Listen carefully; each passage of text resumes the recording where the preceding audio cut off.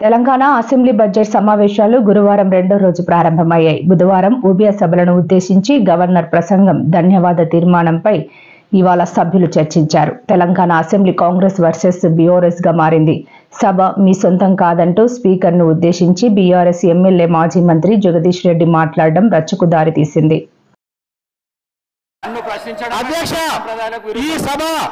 ఈ సభ మన అందరిది. ఈ సభ మా అందరికి సమానమైన హక్కులు ఉన్నాయి.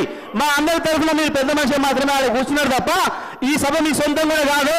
ఈ విషయం అధ్యక్ష మీ సొంతం కూడా కాదు.